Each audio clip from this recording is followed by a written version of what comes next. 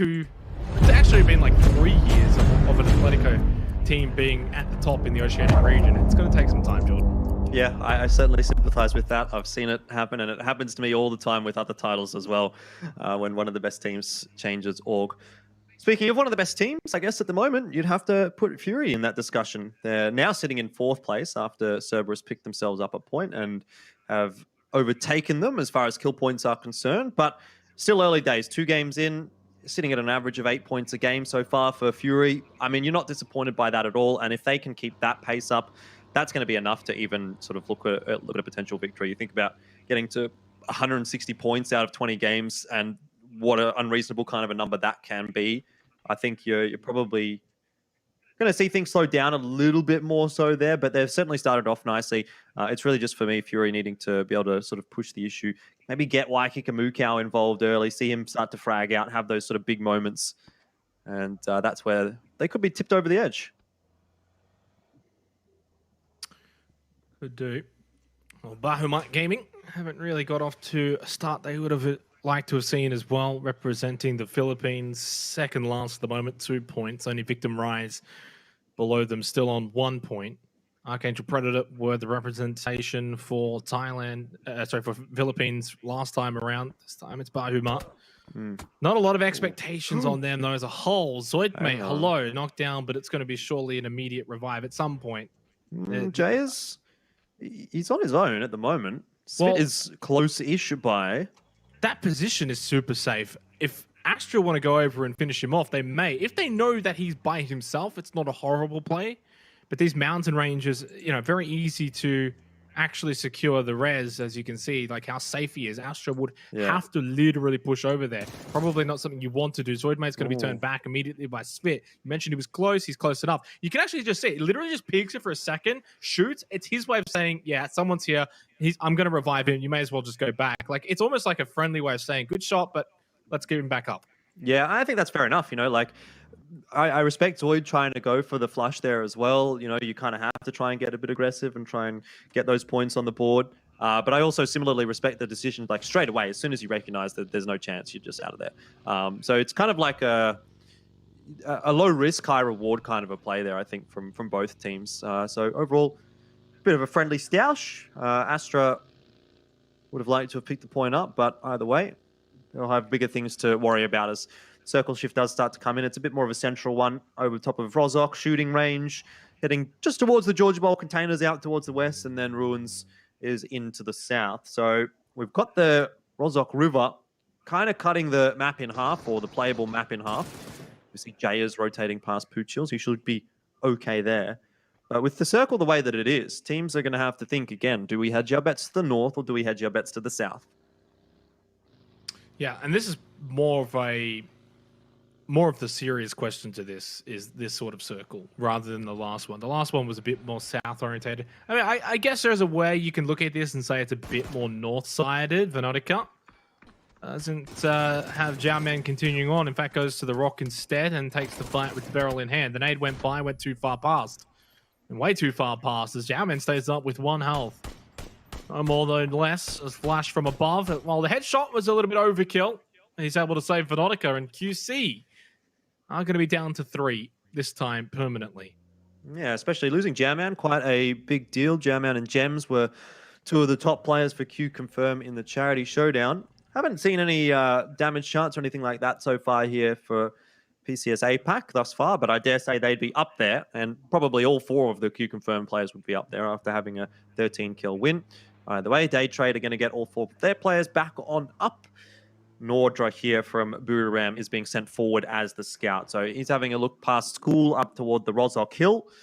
This is going to give the rest of Buriram a nice way to rotate in, and probably a bit of information as well if they do take Rozok Hill as to where they can go following this. Because in reality, Xenox, looking at the circle the way that it is, there is a pretty good chance that this goes up toward the northern side, over the river. So Buriram will have to think about what their options are should that happen.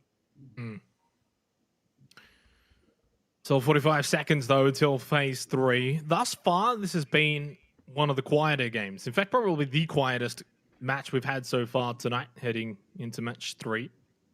Flash. Waikakamukau. Yep, very close and a very above position against Waikakamukau. Veronica down below, and well, I don't think Waikakamukau realized what he was heading into there. Day trade holding Everest with this sort of circle. I think Fury would not have been expecting a team to be here, because typically, really, as teams and as players, you want to go for center. You want to try and get the best positions. In the end here, Day Trader just kind of anchoring at the edge of the circle as far as they could away from the action. In saying that, of course, kind of hedging their bets a bit still because of this sort of circle, which we're about to now see where we go. And that doesn't really give us too much of an answer. Although I will say it gives us an answer for phase 4. North is where we will go. Mahogany Esports in a good spot. So is Gearbox. Victim Rise, not too bad as well. Just north of Rolls Hawk. Eagle Sentinel Shooter. Probably need to cross that bridge as soon as possible. MSC, not too bad of a position either. Everyone else, though, that I didn't name, probably are not too happy with that circle. Q confirmed one of them.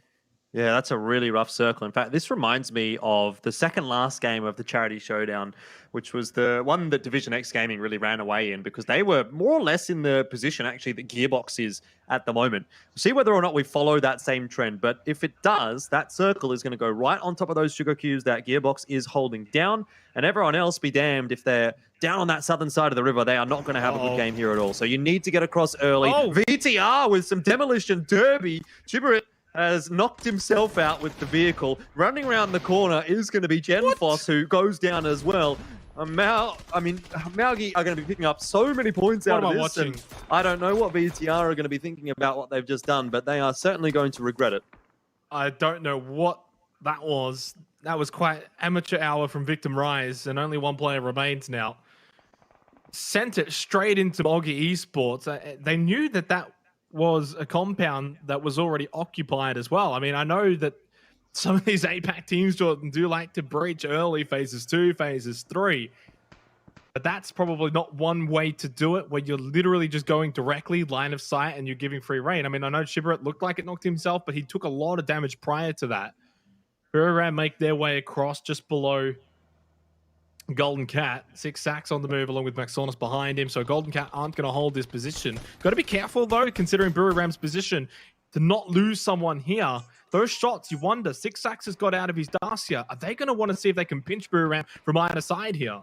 I dare say they are. God Meow goes down early. Maxon is getting that, and Canaxi is kind of being left high and dry now. He's the only one on the northern side of this bridge. As soon as Golden Cat spot him out, he's going to be in trouble. But that is a nice few shots coming through from the SKS. You hear the click, click, click. He's run out of ammo. Grenades headed in his direction now as well, and the barrel has to get pulled out, but Canaxi can't do too much. Does get himself a grenade knock onto Tinoy, so he's kind of like a one-man army at the moment for Buriram. There's no one here that can actually help him out. Rotations are coming in. Great shots from Edie to keep his teammate covered as he crosses the river. That was Nordra. And all of a sudden, it shifts back in the favor of Buriram. Tonkay will have to try and get the res. Edie, Nordra, still alive for Buriram United. I know it's very early days, but a lot of hope for their chances of being able to compete potentially on the line here already early on in match 3. They've gotten off to a very sluggish and slow start. North Circle for phase 4. No surprise there, of course. Gearbox, well, they had a 2-2 split, may just want to group up now as well if they want to. Mahogany Esports can continue to hold that compound up north, as Q confirmed, and Cerberus, I believe. Or it might have been Golden Cat. Never mind, it is, in fact, Q confirmed. It's hard. From that screen, it's hard. The QC and the GC is very difficult to see, but it's fine. We get there. JS is going to go down. And, well, Q confirmed out in last place. It's either everything or nothing for them so far after the first 3 matches. Astra have got Eagle Sentinel Shooter still to deal with. Actually, still all the way back at Watertown. It's like nothing's really happened over the last 16 minutes for them. They've just sent them packing. Nordra got 2 members of Golden Cat as well, so I think they've been eliminated. No, have they? I don't know. It's all happening now in the last couple of seconds, Jordan. Yeah, it's all just coming together at one point in time. Extreme is going to try and cross the bridge. He copped a few bullets from Ronan here for Fury. Insanity at the moment early on in game number 3 of PCS APAC. And Q confirm, once you see all 4 of those players go out on the kill feed, I think that pricks a few ears up. People like Cerberus Esports are thinking, great, now's our chance to catch back up. Nice spray. MSC find themselves a couple of knocks. It's Yanku and Rosita Jr. who have been able to pick up those 2. Flash and Métis down. Day Trade have only 2 players remaining. Venotic is headed directly at Carnage, and you all know how that's going to work out. He does get knocked by the zone, but it's going to be okay. B2 will pick the points up for it. So Carnage are on the board here for Game 3. They've been having a bit of a difficult run so far. 7 points down there in 12th. But all's well that ends well for them. And we turn our attention back to Zoid, mate, who is spotting my boy from BG, the Philippines team. And this could be a very ill-advised rotation if BG tried to go over that bridge. They've got no choice, though. They've got no choice in the matter. They've got a minute and a half. They've got to get over there before Phase 5 begins. They'll be inside of the blue. They don't realize that Astra are camping this bridge location. As you mentioned, Bahumat have been waiting for a very, very long time here. Astra have been patient. In fact, we saw Zoid's point of view. He had the shot if he wanted to. Lynxie now with the spray. You got to land these. You've bided your time. Lynxie finds a double on the Mr. Chan, and Shinwar Ju as Extreme should get the last one. Oh, he just jumps out of the way like a movie star. Switches over the SKS, but now he's taking shots from Ronan, trying to just still get that Flaming Darcia to get some explosion to happen. In the end, it does explode. But Victim Rise is the ones who are going to receive the points because of it. Extreme knocked down and now finished off as well by Samoy. That is absolute insanity. Again, you're always going to see it with a circle like this. When teams are trying to get across the river, when they have to do stuff like this. I mean, look at what Argod is trying to do right now. He's just absolutely booking it, trying to get into the river, and he does. But where do you really go from here? Let's be honest. Booram are on the northern side of the coast. So is Fury. Carnage and Cerberus are getting into an engagement out toward the west, but they have to be aware of MSC quite close by as well. And in 20 seconds, the circle is shifting in 2. So there is going to be quite a lot of engagements happening over the course of the next 2 or 3 minutes. And it's going to be quite a crazy game here. I think we're going to be losing a lot of players early on in the piece this time. Yeah, I think we're going to have I always say it might be an early finish, but then things do slow down around phases 7, 8. For instance, Victim Riot's eliminated in 12th position. It's going to be a struggle for a lot of teams to pick up placement points in this sort of game. As you can see on your screens, every team besides Gearbox and Mogi Esports are on the edge of the circle, outside of the circle. The blue not far away, and it is going to start moving in 30 seconds as well. Cerberus Esports, 5 kills. Haisaki has been the MVP for them in this particular game, and they got eyes on MSC. Thinks he goes down to the blue. Not sure exactly what happened to cause that. I think he maybe is stuck on the little island. I think they're giving the points up, yeah.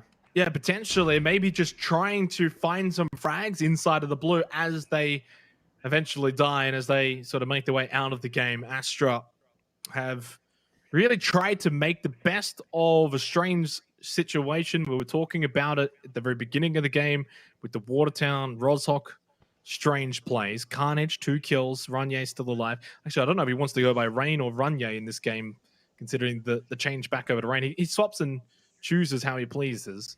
MSC still with 3 alive, but their MVP hasn't been by their side at all tonight, really, as there goes Astra in 10th. Yeah, Nikus was also stuck down there with Lynxie on the island, so he was giving those points up to the blue as well, just firing a few shots at Buriram, which may inevitably end up helping out Fury Australia. You can see Juicy right now, proned, ready, and waiting for Buriram. How many kills can Jukes get here? Realistically, they've got no idea. Although they are looking like they're going to rotate away as we head over towards Carnage out to the west. They got Cerberus above them on the other side of this hill. Not a very big lip on this hill, but it's big enough that at B2's current position, they would have to kind of run up and then peek over it. MSC are here as well. So it's a 3-team fiasco out west here for Phase 5. A minute until Phase 6. Blue's moving. Rossiter Jr. at the tree. Yanked off so close to going out. Now he does in the end. You've only got so many lives you can really take. B2's been flashed as he pushes up to the UAZ. Cerberus are fully in control of this fight out west at the moment, Jordan. Yeah, Carnage under pressure. B2 low behind the US. Rain tries to make something happen, but does end up getting knocked down by Subang. Here comes Basil, and Carnage is eliminated. Subang picking one up, Basil another. 9th place, so Carnage not quite able to get into the placement points, but this opens the door for everyone else, as MSC are eliminated in 8th. That's also by Cerberus Esports. Juicy is still proning. God Meow has died to the explosion of the vehicle. That's courtesy of Ronan. They can win this game, Fury, from this position. Juicy, I don't know why he hasn't moved yet.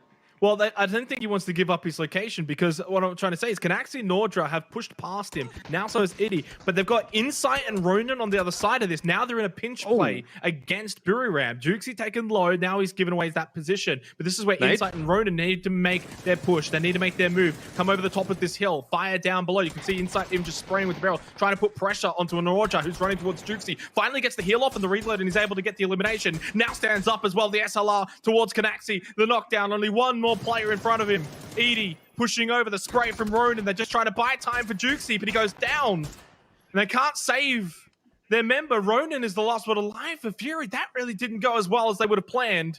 Edie stays alive for Buriram United. And now, unfortunately for Ronan, Jet has also spotted his position. And from a very favorable position, potentially for Fury, had they been able to wipe Buriram, have 3 up, they could have easily probably gone on and potentially win this game.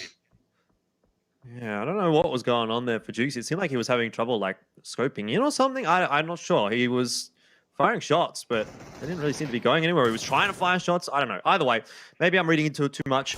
Gearbox with 4 players alive. Cerberus as well, and they may not have 4 players alive in just a second because Gearbox certainly are copying a spray of bullets. The smokes being thrown in by Gearbox, but they're going to have to move. Circle is at their back, and they're going to have to go straight into Cerberus, who have full control of the rotation in. Feels like they've got full control of this game. Gearbox will get some last few kills here. I've got to say, in terms of recipients of a zone luck so far tonight over the first 3 matches, Gearbox is definitely up there. Looking back on the match 2, where they were, in that shack for so long as well, and now here for match number 3 all the way down to phase 6. Only now they have to move. Only now they're getting sort of pressured and cornered by Cerberus, who I've got to say probably at this point they're going to run away and take this game and put pressure onto QC by the end of this. Of course, still a lot of time to play out here. 5 teams remain as Divine's going to be eliminated by Ronan. Jet's knocked down and Jun's the last one alive now for Gearbox.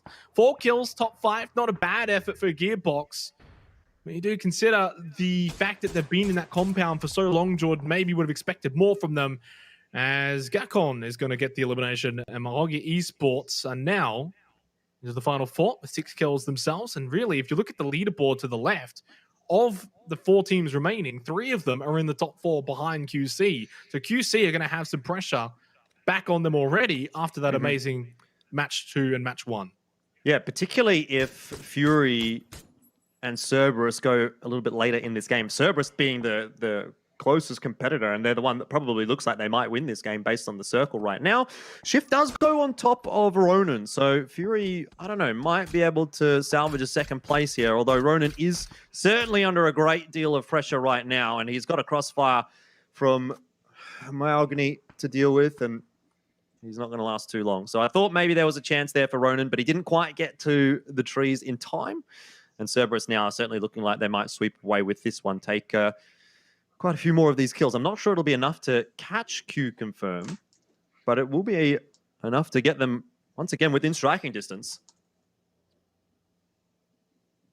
A little bit of work to do, but Cerberus in the driver's seat right now for this game. Not going to count out Mahogi Esports from this either. Taking out that 3rd place is probably a good start for them. 14 kills now for Cerberus. This has just been an insane performance from them here for match 3, heading into Miramar after this. Basil spots Gakon as well. Jet still alive, who's kind of the star player for Maoki Esports. Don't want to count him out yet, but considering his current position, his current predicament, it's not going to be easy for him up against Cerberus, who really have just sort of been cleaning up everyone in this game. They started it out when they were out west in that sort of 3-team fiasco, and since then, really, they've just been moving along, going from fight to fight, which is why they've got obviously 14 kills. Eddie's still alive, and he does now die, but he took Haisaki with him. So 3 versus 2. Not impossible for Mogi Esports, Jordan. Not impossible, but it's a little difficult, I dare say. Cerberus have been performing pretty well so far in this map. And so far today, not too bad either. Subang, Smell, and Basil, 2nd place in that first game they were able to get. And it looks like it might be their 1st place here in game number 3. But we'll see what Jet and Gakon can do. Gakon going on a very wide flank. Jet as well, to be fair, just in the other direction. So they're sort of trying to play this split and pick gameplay. See if they can find someone, find an angle, turn it into a 2-on-2. It does feel like the Cerberus have deserved the win here in this match 3. Performance-wise, they've been outstanding. And you questioned whether or not it would be enough to put them above Q Confirm. Right now, it's seeming like it would be. 2 kills plus the extra 4 points. Well, it depends if they've added the 6 at least as a minimum for second place or not. But I'm not basically, sure. I would say they win this, they're probably going to be in first after 3 matches, which is surprising considering the start that Q Confirmed had. 15 kills, though, and potentially 17 still, and a possibility for Cerberus is an amazing game. I guess, given the fact that Cerberus took second place in game 1, they got a few points. They got 4 points out of game 2, even despite the fact that they finished in 16th. Overall, they still kind of came into this within striking distance of Q Confirm, who didn't get a single point out of this game. So there's always that to think about. But it's not necessarily a foregone conclusion just yet. Augie Esports still hanging in the discussion. They've not got an awful circle position right now. Bit of deflate to play with, but they're going to have to try and deal with this big crossfire that Cerberus have set up. I like the way that Cerberus are controlling the circle at the moment. The only way that this goes poorly for them is if they lose an individual, you know, someone gets picked off and it turns into a 2-on-2. So far, it's all pretty comfortable for Cerberus. It's a lot of smoke over towards Jet to his left. I think to the left. Oh, he's just spotted the head of Basil. Basil spotted his head as well, both landing a shot onto each other. But Jet's going to reign supreme in that fight. And there is that smoke I was talking about. So that's intriguing. Big. He was able to push up out of sight lines of Smell and Subang, finds Basil, now makes it a 2 versus 2. Did say before, Jet's sort of the star player for this team, although he hasn't been the one picking up the kills like Gakon. Apologize for pronouncing that one incorrectly. But Myogi Esports, 8 kills now as well. I mean, the biggest downside for them is the fact that Cerberus have got this little dip that Smell and Subang have been holding out for quite a while. Now going into phase 9, really, it's Myogi Esports that have to come to Cerberus. Yeah, and it's a question of how many smokes does Myogi have to play with right now. You can see they're getting thrown out, and there seems to be quite a few. Jet peeking around the smoke does put a little bit more damage into Smell, and he still has 4 smoke grenades, Xenox. Wow. So they're going to be able to close this gap, if nothing else. Definitely close the gap in terms of positioning, get over towards Subang, Smell, make it a close range engagement. But I mean, really, once you make it an even playing field, such as it is now, 2 versus 2, anything can happen. Despite that little gap, that's that little ridge that Subang and Smell have got. I mean, that's not really that special. I'd rather have like a tree, for instance, or a rock rather than that. Depending on how many smokes Cerberus have got as well, Myogi Esports can manipulate the battlefield that's to come here in the last minute 40 seconds more so than Cerberus. That then gives an advantage over to Myogi Esports, although they are down to only 2 smokes remaining. Not sure how many Subang and Smell have got. Well, that's almost a pretty good grenade. Subang does just back away from it and only cops about 20 damage. Still surviving for the moment. Big spray from Jet, but again, there's no smokes at all for Cerberus. Just not enough to get the kill. Subang survives. There's a few Molotovs available on the Cerberus side of things, but as you mentioned, no smokes. I think Myogi might have run out of smokes now as well. I wonder if Jet can get to that tree. Molotovs are going to get thrown in now by Cerberus, though, and sooner or later we're going to have to see both teams make their moves. Mollies are keeping Myogi at bay. They're out in no man's land. Good spray from Smell. Gakon goes down, and it's on to Jet. He hides in the smoke, but that won't be lasting too long at all. And the spray comes through from Subang as well. I don't know whether he spotted him or just spammed through the smoke. Either way, a 17-kill win for Cerberus, Xenox. And so far, we're going from good to better to best. In game 1, 2, and 3, it was an 8-kill win for Q Confirmed to start the day, and then a 13. And now we've got a 17-kill win from Cerberus. That is absolutely massive. Yeah, 18, 23, now 27 points here for match 3. Cerberus, as you said, really the best so far in terms of an individual performance. That'll put them in first place as well and overtaking Q Confirmed. And look, you know, nothing was a foregone conclusion. Not after 2 games and certainly not after 3 games. But now there's a bit more of a pack. You said top 1. Jordan after game 2, but now there's probably like a top 3 at the very least, including Maogi Esports. Brewery Ram United, who really struggled through that game. They had a lot of pressure on them throughout pretty much the entire game. Were able to pick up 11 points. That gets them off the bottom, out of the bottom 3, I think maybe even at one point in the bottom 2. A team that holds themselves in high regard and has got a lot of really good past performances. And then Fury, could have they got more from that? They maybe should have actually wiped out Brewery Ram United, in fact. So the teams that we're expecting to kind of do well are continuing to do well, or if they started slow, now picking things up. Yeah, I think for me, across the board, that's a nice game to just close the gap a little bit towards the top end of things. Obviously, we talked about Cerberus and Q Confirm being relatively close by. I think Cerberus does overtake Q Confirm with those points on the board. But for the rest of things, I mean, Fury still in there having a bit of a discussion for themselves. 4th place at the moment, 24 points on the board. You can see this is the total leaderboard after our first 3 games. A couple of chicken dinners there for Q Confirm and one for Cerberus Esports. But right now, obviously, it's Cerberus and Q Confirm that are leading the pack, and then there's a bit of a chase coming through from Maogi, Fury. You can go all the way down, I think, maybe even to MSC, Booram, to be fair, are sort of Astra still doing pretty well. And yeah, Astra, I guess at the moment, probably haven't had one of those really solid games, but you're starting to see a lot of kills coming out for them. So sooner or later, we'll expect them to do pretty well. And I think from Astra's position is where it starts to drop off a little bit. We haven't really seen too much from anyone below Astra. Day Trade, certainly not a high expectation for them based on what they did in the charity tournament. And DIC the same, you know, so there's, I guess for me, I'd be looking at the top 10 right now as the ones that are looking quite competitive. I know we've only played 3 games, but 5 teams, Jordan, have yet to register a placement point. Day Trade, Carnage, Eagles, Sentinel Shooter, Victim Rise, and Bahamut Gaming.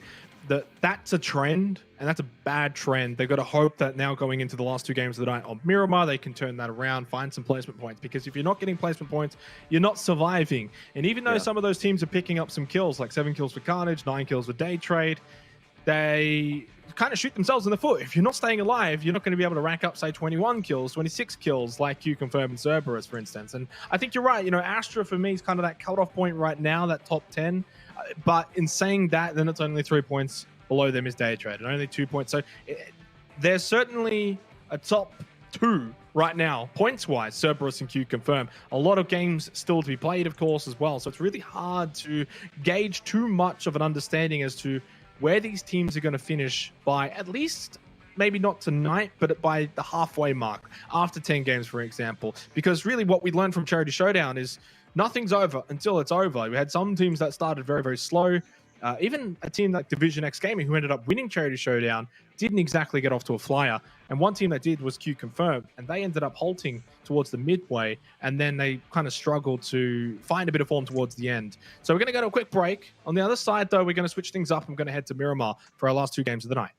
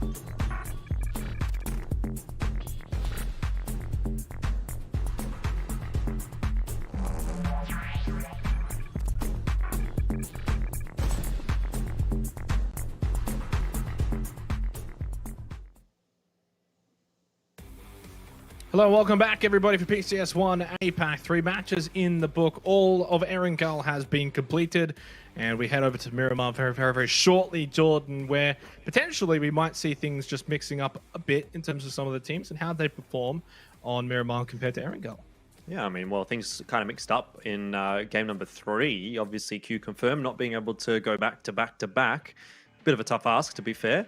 Taking a quick look at the top 5 kills from today, or the player with the top 5 kills, or whatever. You know what you're looking at. It's Aisaki, 12 kills on the board. He's doing well for himself. Not too much of a surprise, given that Cerberus are at the top end of things.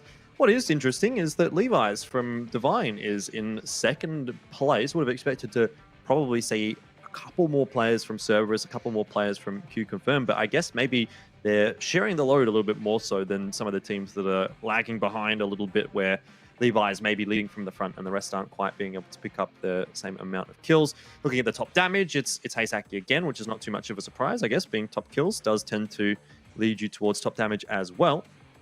Jukesy in 2nd place is pretty cool though, Xenox, where haven't really seen too much, I guess, from Fury as far as the kills are concerned, but it seems like they're a kind of team that always puts a lot of damage in and doesn't seem to be able to put the kills across, because we saw this exact same thing in the Charity Showdown as well.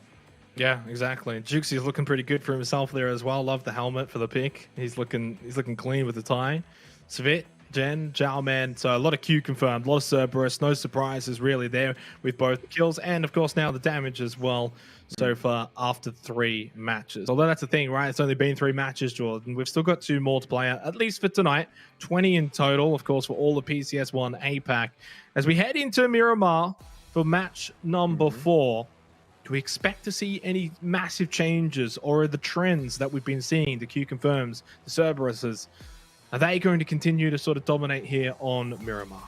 Well, one team that does tend to generally do a little bit better on Miramar has historically been Incognito, aka Fury, so maybe something for them there. They've been putting in some good games so far today. I wonder whether or not they'll be able to pick themselves up a win. That said, I guess we'll have to wait and see. Divine certainly being able to put a good name in for themselves here at the moment as well. They're up in 5th place, but haven't been able to have one of those big games just yet. So we'll be waiting to see that as well. Keep an eye on where this initial circle is going to pop, because that's going to tell us quite largely where we're going to end up going. And it's quite interesting. Right on top of Power Grid over El Pozo, San Martin, Picardo. Looks like Astra have managed to at least get Picardo, Xenox. If they're not getting Rozok, they're getting Picardo at least. So they get half of their normal drops. It's something. You kind of take that, really, and that's the other thing as well.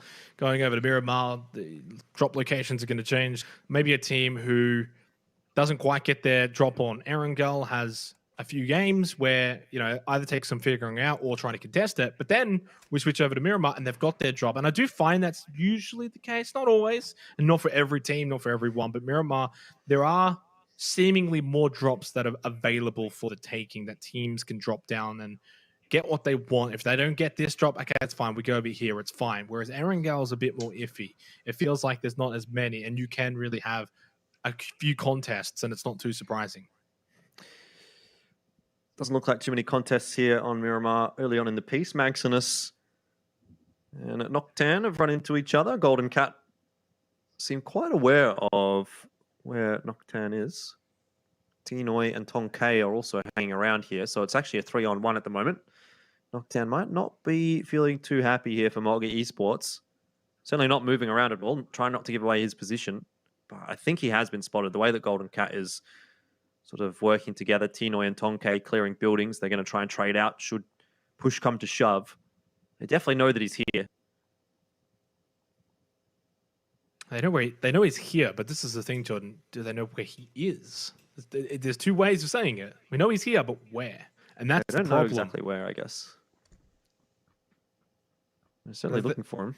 Even if they group up together like they kind of are and sort of clear everything one by one, not one by one, but sort of 2 at a time, it's not that difficult for Nongtan to get a quick double kill.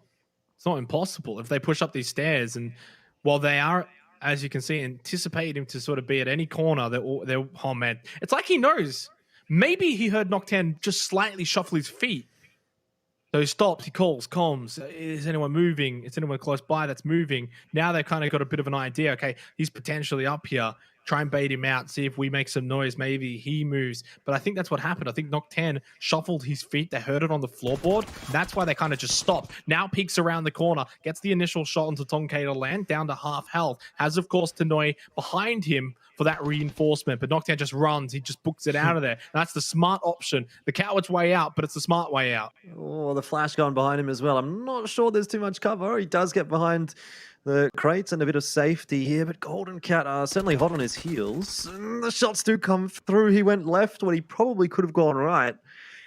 He's down to 15 HP, still surviving, but oh man, where do you go from here? He's just going to have to keep running. He sees the van to his right, but he doesn't have time to go for it. And I think Golden Cat are going to get this kill. Yeah, there's no way that he gets out of there. Unfortunate for Nocturne. He was just hunted. I guess, true to their name, Golden Cat, pretty solid hunters. I mean, they played that out really well, right? If they had have just been lackadaisical, running around, not paying too much of attention, even if they had known someone was there, they really cleared everything out, made sure they were going together as a pair. So at the very worst case, someone gets knocked, but then you've got your partner there who can then get the refrag and trade back and at least make it a 1-for-1 at the worst case. But for the most part, you should always come out ahead on top. And Golden Cat do come out ahead on top. And it separates them from what was a three-way tie for fifth. Now they're fifth by themselves. Jet from Moggy Esports, as easy as you like, against Entry Fragger. As they did lose, of course, play we just saw before, and, well, it at least makes up for Nocturne going out. I suppose Moggy at the moment in third place, though, so they'd be wanting to put some good solid games on the board. They don't really want to be having to play with three. You know, a trade of 1 point for a player is probably not exactly what they're looking for. Extremes managed to get himself a knock onto Flash from Day Trade. I'm having a bit of a look at the mini-map, and it doesn't look like that's going to be a kill that'll be flushed in the near future. Just a long-range kill from what I could imagine. Gearbox on a big rotate down through the southern part of the map. Most teams are getting themselves comfortably into that first circle. Carnage will be a little bit late. MSC up toward the north, coming in from a different direction to most. So if we do get a hard northern shift, MSC will be pretty happy to see that. There's certainly a lot of real estate that's being occupied down toward the southern part of the map. So if we really want to get the ideal game out of this one here on Miramar, I dare say we'd be looking down towards a southern hard shift. Get a reminder for those maybe not aware, PCS_map on Twitch for the full stream of just the map. 2 minutes and 15 seconds until the end of phase 1. DIC Gaming, well, pretty much in the middle of the pack down the bottom though. It's not been the start they would have liked so far, but heading over to Miramar, things may look up for them. Finds a knock onto Niku's. But such is the way of Miramar. It's very difficult to convert knocks into kills. And also, of course, they're running across the street like we saw earlier with Nocturne. Bahamut Gaming struggling last place. And, well, I got to say, things have not looked up for them so far. They're another one, Jordan, that needs to come over to Miramar and hope their fortunes change. Yeah, certainly. Someone that we kind of expected to perform when, for example, what Archangel Predator was able to do in the charity showdown. And I think they took third place, if I'm remembering correctly. You know, a good solid showing for the Philippines region from their only team in the competition. But so far, Bahamut is not being able to live up to that hype. 15th place, 14th place, and 11th place. So they're yet to even make it into the placement points, Xenox. And their 3 points are coming from kills, which is not ideal at all.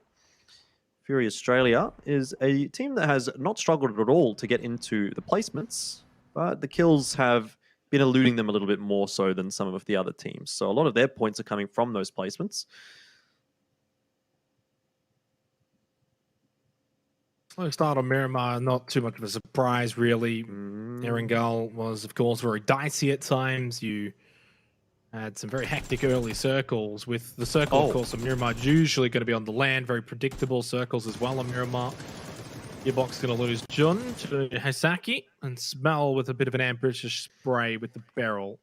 Cerberus Esports, the team to beat right now. They've got the form, they've got the momentum heading on over to Miramar. Good start. Gearbox have Well, I've got to say, probably been the recipients of quite a lot of circles on Erangel, and that's not going to be the case here. Just coming out of Velador Mar now, having to push up north. 13 seconds until we get our phase 2 circle. Yeah, so you're not moving, and Jowman's still very close by for Q confirmed. Not much changing in that situation. Next circle will go central. That means all those teams that were grouped up down towards La Cabrera, down towards Chimiquera, are going to have to move up towards the northern side of the map. Picado's still in the mix, so Astra won't have to move too much. They've got Fury close by. Big spray from Jowman, but he won't be able to get the knock onto those DIC players that are rotating on the motorbike. Oh man, this has been a rough game for Monkey Esports so far. Now they lose Gakon as well. Only, what, 2 players remaining for them after what was a pretty decent match 3 on Erangel. It's got them into the top 3. Coming over to Miramar has been less than ideal for now, but at least Golden Cat are going to get Tonkei back up, so they don't lose anyone for that either. In the end, that works out well for them. Unfortunately, this might not work out well for B2, surely. Genforce, Samoy from Victor Rise. Both unsuccessful? Never mind, that is successful. Blow up equals kill equals happy face. Well, not if you're B2. He was picking up a bit of pace going down that hill. Honestly, I thought he might be able to get out of there, even despite losing the wheels. Not the case, though. Monty will be rotating past VTR as well. Are they just like camping Carnage coming out of Chumacera or something? Why? This is bizarre. I guess they might have had an idea that Carnage was still in Chimiquera, and well, I don't know that this is going to end well for Monty at all. Shots are coming through. He's gotten himself into the safety of the town, but continues on forward. Has to go up the hill, and this is where it becomes problematic because you lose momentum, and he jumps out of the vehicle a little bit too early, expecting it probably to blow up. All that happens is he knocks himself out, and that's an easy kill for Genforce to pick up. So VTR are happy. They've picked up 2 points. Going to need a lot more of those Enox to get themselves off the bottom of the scoreboard. Yeah, out of the bottom 2 or 3 or so. But really all it takes, since we're this early on still, is all it takes is probably one really good game and you'll launch up the standings. Divine Esports now pushing over to QC. Man, they've been in and amongst it early on here as well. You know, we've seen Jowman before close by to DIC. That sort of became a bit of a stalemate. Fortunately for maybe more so DIC with the way Q Confirm have been playing. But now they're up to their eyeballs against Divine Esports. Svit and Jowman combined. They'll get the elimination onto Turtle. So 3 more members of Divine to deal with. Divine have, while being kind of a disappointment so far, at least for me, I was expecting them to be in the top 3-4 contesting teams. And again, kind of like Charity Showdown, they have just been inconsistent. NAMC, Levi's remain as the last one live. They might have to just ditch this situation, Jordan, get out of here, move away from Q Confirm. Yeah, they certainly do have to move. Circle's going to be shifting in just a moment. Q Confirm down to Gems, Jayas, and Jowman, but they're a little bit more central than some of the other teams, so they'll be okay for the moment. Levi's on the rotate in here alongside NAMC. Where is this next circle going to go? I think that's the real question. Are we going to get another hard shift? Because things seem to have calmed down a little bit in Game 3 and Game 4. So teams are starting to think that it might be heading a little bit more central as opposed to going for that hard shift. We're going to get a good idea in just a second. 7 seconds. Everyone's quite happy where they are, apart from VTR and Gearbox. Where the next circle goes is going to change things quite substantially, though. You can see Fury have got that 2-2 split. Juxi and Waikakamukau are inside the circle. This is where it gets interesting, right? Because the teams down toward Picado are going to want to get up on top of that cliff.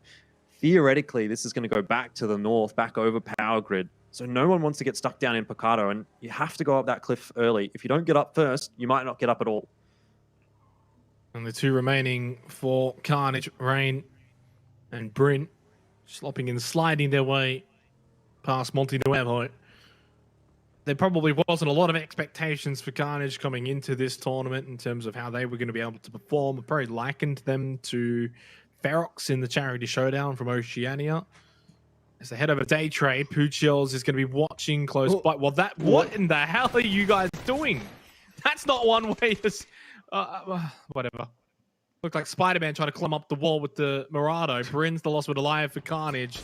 And, well, it has been a bit of carnage for them in this game, particularly. They hadn't been too bad over the first 3 games, but that was a bit of a stinker here on Miramar. 1 game to go for them. Speaking of a stinker, Yoshi Mimburi has been stinking it up over the first 3 games, Jordan, but now, with a bit of help from Rossiter Jr., might just be able to turn his fortunes as well around on Miramar. Yeah, for MSC, they had a decent first game, but haven't really been able to put anything on the board past that. Right now, though, they're not inside the circle. They're up to the north, and they do have to go through a team, so they'll probably not have the easiest of times getting into this circle. Having started off with a knock, though, onto entry fragger of Sentinel Shooter does make life a little bit easier for them, I dare say. You're going to start to see some rotations in on the map. I can see at the moment Bahamut Gaming is heading in the direction of what we were just looking at, that engagement between MSC and Sentinel Shooter.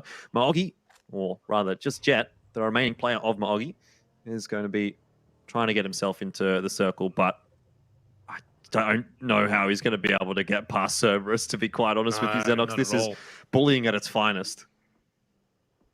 I mean, well, instead of going through them, I guess you could just go around them, depending if that's an available option for him. Does have a vehicle, so we head over to Buri Ram. Cubmeow had a tumble. He'll be fine. He'll get revived.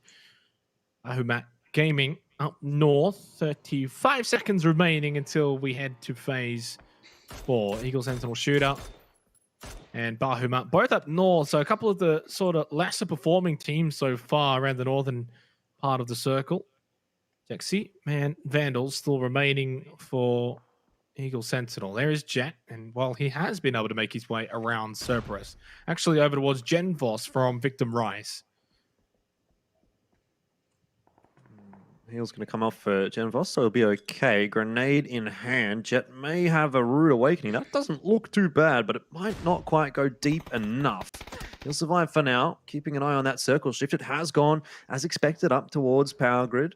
So those teams that have gotten onto the cliff ahead of everyone else, looking at Astra in particular, might have a bit of a farm ahead of them. If Fury go up the cliff, same for Gearbox. Daytrade hanging around to the left, the western side of that cliff could be another team that picks up a few kills as a result of this circle shift. But you'd be looking at DIC and teams like MSC, who are center circle, to be feeling like they might pick up a win in this game. Surely, I was going to say, surely they don't know Jet's there, but apparently they do. And because of the fact that they do know Jet's there, I don't really give Jet much of a chance. Does get a knockdown onto Birit. That's all it's going to be, though, as Genforce was there. 2v1 was always going to be tough. And while I mentioned Yoshi before, Jordan, unfortunately, he just can't get anything to go his way. 0 kills and probably about 10 minutes total of playtime over 4 matches now. It's been a disaster. MSC still sitting in 7th place, though, considering their star player, the MVP of the Thailand series, hasn't even been able to run around the map, let alone shoot anyone. Yeah, that said, they've got themselves a relatively okay position here. They're in towards the center of the circle, and it's a defendable spot as well with a lot of defilade to play with. So they may have their fortunes turning around here in Game 4 of tonight on Miramar. A team that will probably not want their fortunes to change too much is Fury, who have been putting good placements on the board, but they're inevitably going to have to move pretty shortly, and I am very concerned about their rotation in, because Astra is right on top of the cliff, right on top of Fury. If they try to go up there, they're going to be in trouble. Similar to what we're seeing here for VTR, who are trying to rotate into a position that has already got players occupying that real estate. Not just occupying the position, but also teams that have eyes on this position from other angles further down south, like Daytrade Gaming, for instance. Golden Cat's kind of above this situation as well. And your mini-map, they're going to be pushing in towards Cerberus and Victim Rise, potentially third-partying, really, I guess, both teams as Hasaki up into the front lines against Kamals. Only the 1 kill this game so far for Cerberus, but potentially some more to follow very quickly here. If they can wipe out Victim Rise, maybe Golden Cat could be the next team that they could potentially shift to, because that's what Cerberus does best. Take the fight, edge of zone, win it, move and rotate to the next fight, win that one. And that's why we saw them get that 17 kill win earlier on in the night. Hello, kill feed, and goodbye, MSC. Not sure what happened there. Don't even ask. It happened. That's all I can say. Divine only had 2 players alive, so I'm not sure how they've really gotten rid of all of MSC, but either way, they have. Hey, Saki will try to fire a few shots into Jen Foss, who is one of the remaining members of VTR. Cerberus have lost Subang. Right now, he's lying on the floor, and not quite finished off. That's given the opportunity for Smell to peak. You can't be missing those kinds of shots. As Genfos, Subang remains alive and Kamals is finished as well. Cerberus negotiating another fight quite effectively and put themselves back into first place, overtaking Q Confirm again. Uchil's still knocked down, but 4 kills for Day Trade. Make it 6 with a couple of Gearbox players bleeding out and dying. 11 teams remain, and what was a very slow start on Miramar now, of course, has turned into a Chaos Fireball towards the end of Phase 4. Now heading into Phase 5. Northern shift to Power Grid. Divine in a great position. They're going to love this. Even the teams up north, Bahuma and Eagle Sentinel Shooter, will be feeling quite blessed with that sort of circle. Day Trade still just trying to keep Cerberus at bay, which they're doing a pretty good job of right now, considering that blue zone's right on their backs as he's going to start moving in 30 seconds' time. Basil's knocked down. And for Cerberus, could this be an early finish for them at the hands of Day Trade? Or do they fight their way through like they always have? Golden Cat up north's not making it easy, though. It's not an easy team to deal with, I don't think, for Day Trade, to be honest, who have still been struggling. Cerberus certainly leading from the front at the moment. So if you had to hedge your bets here, you'd probably be going with Cerberus. They have a 4-on-4. Smell does get quite low as a result of that molly that's thrown in his position. It's actually a 4-on-3. They trade 6 kills in this game, so they've been in the wars a little bit in game number 4, the first one on Miramar for PCS APAC. But they've been getting through those engagements okay. A little bit concerning, though, to be going up against a team like Cerberus and losing a lot of HP early on in the piece. And what's even more concerning, Zoidmate here with a grenade in hand. He spotted Venotica, throws the grenade just perhaps a little bit too deep. It's going to explode right in front of Venotica. He'll survive for now and slow things down. So he's got to be careful that he doesn't just run in there by himself, though. He has to make sure he waits with the rest of his team. Yeah, and that's exactly what's happening. They're all going in one by one. He leaves the front, does get knocked down. Immediately, Venotica just goes for the flush, executes it. I mean, you can't really blame Venotica in that situation. Needs to get every point that he can feasibly get. He's obviously not going to be able to transfer and get another 2 or 3 knockdowns to result in a team wipe against Astra. Goes for Zoid. Smart play. In the end, not able to cover Zoid quick enough to make sure he doesn't get flushed. Cerberus, though, I mean, look, this is why you don't count them out. They've been able to sort of hold steady out to the southwest, able to really not be too deterred by that blue zone. And in the end, they come out on top against Day Trade Gaming, despite the fact that they were in the worst position for quite a while. In saying that, Golden Cat hadn't really third-partied the way that I thought maybe they would. They didn't really push into it. Now they finally make their presence known. Not only them, but so has Astra. From above a little bit, well, technically it's above, but also below. They've got a high ground, but they're technically south, as we're 20 seconds away now from phase number 6. Power Grid and Buriram United, QC, still there as well on the south side of Power Grid, and a couple of the teams still up north. Bahuma, Eagle Sentinel Shooter. All they've done in this game, Jordan, is go from the north side of that road to the south side of it. Indeed. Buriram, though, one of the teams I'd like to focus on because they're a team that, well, okay. Oh, wow. I've gotten a bit of a circle shift, but what I was going to say was a team that really performed quite well in the charity showdown, as we see Cerberus out in 7th place, but haven't been able to get the ball rolling too much here today in day number 1 of PCS APAC. They're in 8th at the moment, 20 points on the board, but this game seems like it's really ramping up right nicely for Buriram. Nicely for a couple of teams, not just Buriram. I think they're in the best place position, but even a team like Bahuma Gaming, if you maybe put their sort of skill set aside and you think just position could make something of this game if everything goes their way. Astra still 2 players, Q Confirm still 2 players alive. Gems and Jalman, usually the dynamic duo for Q Confirm that we saw a lot of in the charity showdown. Still first place is theirs once again with Cerberus departing. And you just wonder maybe if you've got a 2-horse race on your hand here. A long way to go, but Loki, Fury, Divine, are they going to be able to keep up with the pace? Of course, though, the leaderboard is 6th, 7th, and 8th, all still alive in Golden Cat, Astra, Buriram. Those teams are all capable, Jordan, of being able to keep up the pace. They've just got to sort of now work their way back up the leaderboard after a slow first 2 games. And they're kind of doing that slowly, matches 3 and now matches 4. Tinoi going to get res back on up by Tonkay. Golden Cat certainly in the mix. 6th place at the moment. What is a little bit concerning for most of these teams that are trying to catch the leaders is that Q Confirm do still have 2 players alive down towards the southern end of the circle, but man, they're already still kind of putting their mark onto this game. The knock onto Nikus is finished off by Tom K, so those points are stolen. Maximus in trouble now. Edie spamming through that smoke, won't be able to finish Maximus off, but he might not last too long. He is bleeding out quite quickly. Copped a couple of shots after he was knocked. Tinoy looking for the res and might just get it, but Eagle Sentinel Shooter, a team that has been really looking to turn their fortunes around, might just be doing that on Miramar. They're alive. Haven't got any kills yet, but they're in the placement points. It's a start. Golden Cat have worked their well back up these standings, turning their fortunes around, as you said. Eagle Sentinel Shooter have an opportunity, but I'm not sure how much of it. Buriram United certainly the best placed team. They're going to be able to spot teams like Bahuma, Eagle Sentinel Shooter, Golden Cat.